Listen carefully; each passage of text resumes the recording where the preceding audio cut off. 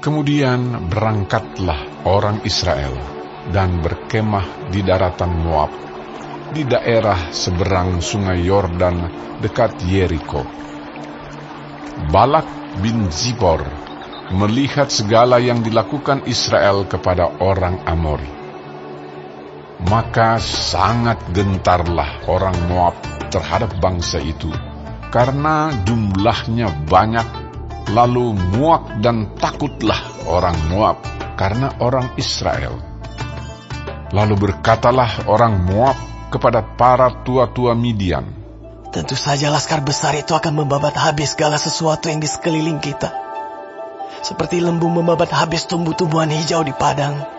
Adapun pada waktu itu Balak bin Zipor menjadi raja Moab.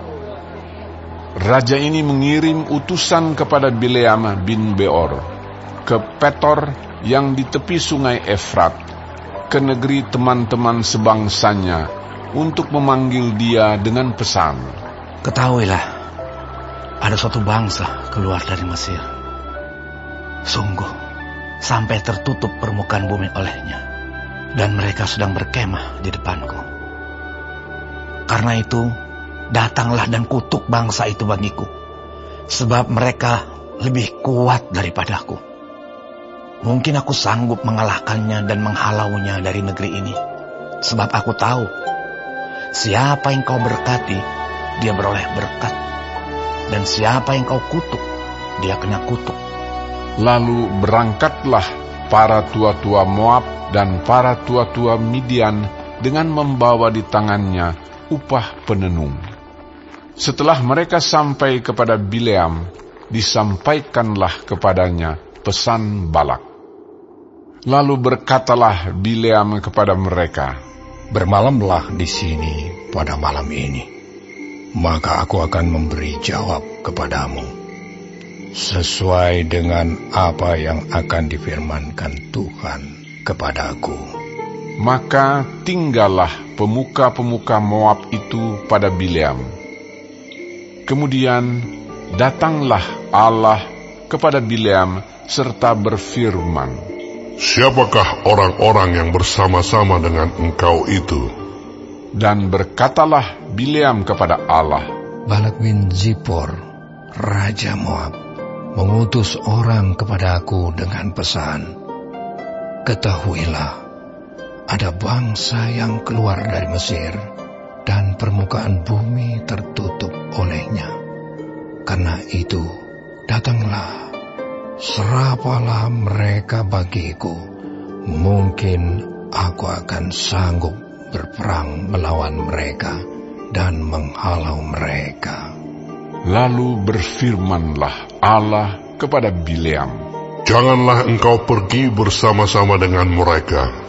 Janganlah engkau mengutuk bangsa itu, sebab mereka telah diberkati.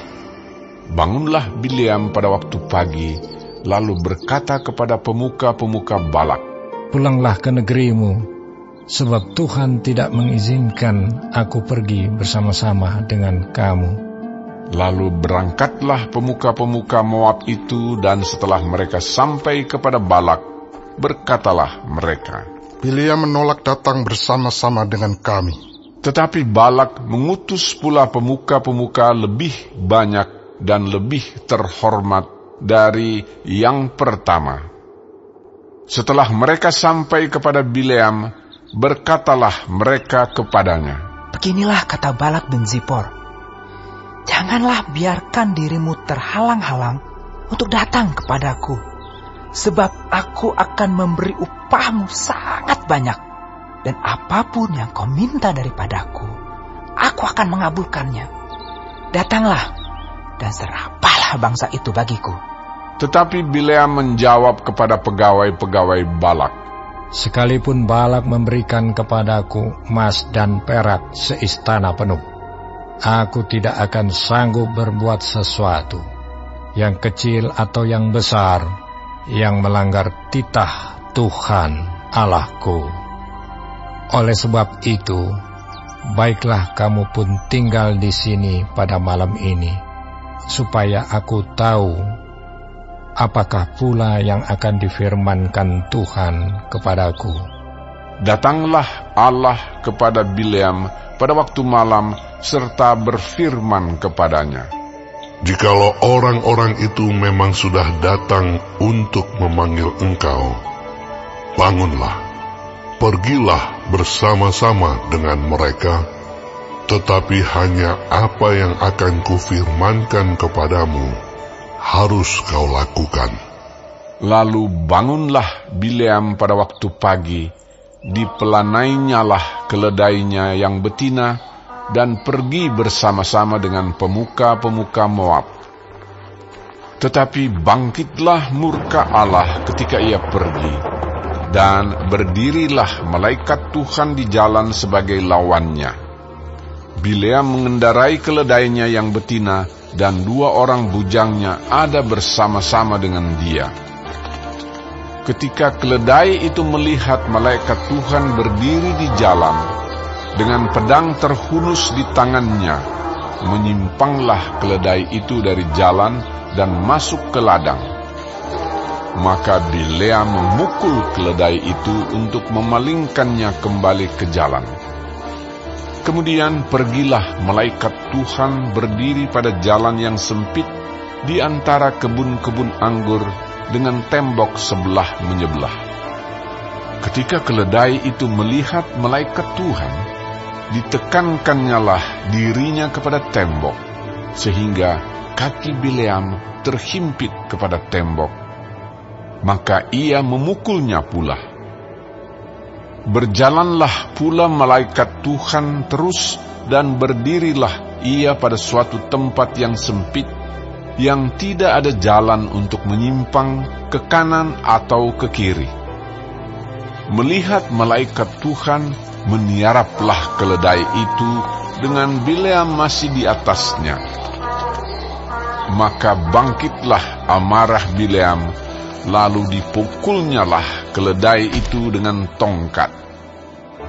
Ketika itu Tuhan membuka mulut keledai itu, sehingga ia berkata kepada Bileam, Apakah yang kulakukan kepadamu, sampai engkau memukul aku 3 kali?